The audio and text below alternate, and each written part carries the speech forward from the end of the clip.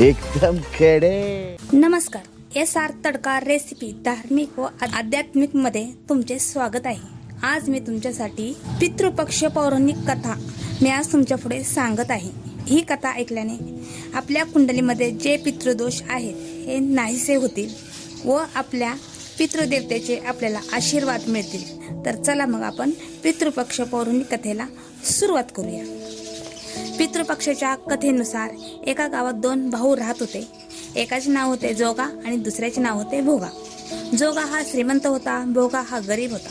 दोघेही स्वतंत्र राहत होते। जोगा याची पत्नी अतिशय गर्विष्ठ होती, तिला पैशाचा अतिशय अभिमान होता। पण भोगाची पत्नी अतिशय साधी आणि मनमिळाऊ होती। काही दिवसांनी जोगा आणि भोगा यांच्या वडिलांचे पितृपक्ष श्राद्ध येते। जोगा याची पत्नी तिच्या पतीला श्राद्ध करण्यास सांगते, परंतु जोगा हे कृत्य करण्यास टाळाटाळ करतो। जोगाची पत्नी विचार करते की आपण जर पितृपक्ष श्राद्ध नाही घातले तर शेजारी पाजारी आपल्याला नावे ठेवतील, म्हणून ती पितृपक्ष भोजनासाठी ती आपल्या आजी आजोबांना आमंत्रित करते व त्याचा अभिमान दाखवण्यासाठी आपल्याला ही ती योग्य संधी आहे अशी तिला वाटते।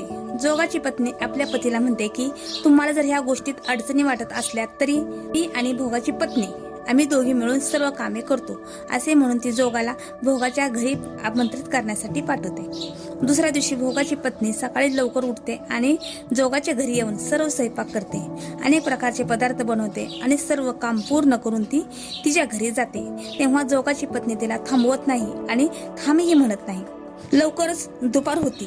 जोगा आणि भोगा यांचे वडील जमिनीवर येतात पितृ म्हणून आणि जोगाच्या घरी जेवणासाठी जातात। तर तिथे आधीच जोगाचे सासरे म्हणजे जोगाच्या पत्नीचे वडील पितरांची वाट न बघता ते जेवणास सुरुवात करतात।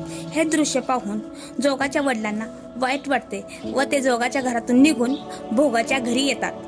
तर भोगाच्या घरी अन्न काही शिजलेले नसते, कारण भोगा हा अतिशय गरीब असतो। तर ते भोगाच्या घरचे दृश्य पाहून वडिलांना अतिशय वाईट वाटते। ते त्याच्या चुलीतील राख चाटतात आणि उपाशीच नदीच्या काठावर येतात।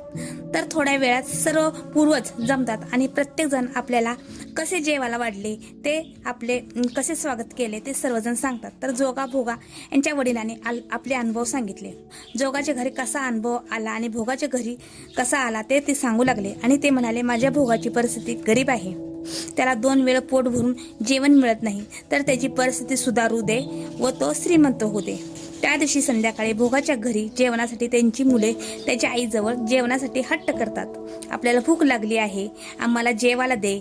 तर ती भोगाची पत्नी आपल्या मुलांना म्हणते की अंगणात एक पेटी आहे, ती पेटी उघडा, त्यात काय अन्न आहे ते खावा। तर मुले अंगणात जातात व ती पेटी उघडतात। तर त्या मुलांना पेटीत हिरे माणिक मोती ह्याने भरलेली ती पेटी दिसते। ही मुले आईकडे जातात आणि पेटीची हकीकत सांगतात व ती जोगाची पत्नी अंगणात येते व ती पाहते। तिलाही आश्चर्य वाटतं व आनंदही होतो। अशा प्रकारे भोगा हा श्रीमंत होतो, परंतु पैसा मिळाल्यानंतर तो गर्विष्ठ झाला नाही। दुसऱ्या पितृपक्षाला श्राद्धाच्या दिवशी भोगाची पत्नी 56 प्रकारचे पदार्थ तयार करते। ब्राह्मणाला दीक्षा दक्षिणा व भोजन देते। सोने चांदीच्या ताटात जोगा आणि त्याच्या पत्नीला जेवायला देते। हे सर्व पाहून भोगा आणि जोगा यांच्या वडिलांना अतिशय आनंद होतो। अशा प्रकारे ही कहाणी 60 उत्तराची कहाणी सफळ संपूर्ण। ओम नमो पितृदेवताय नमः।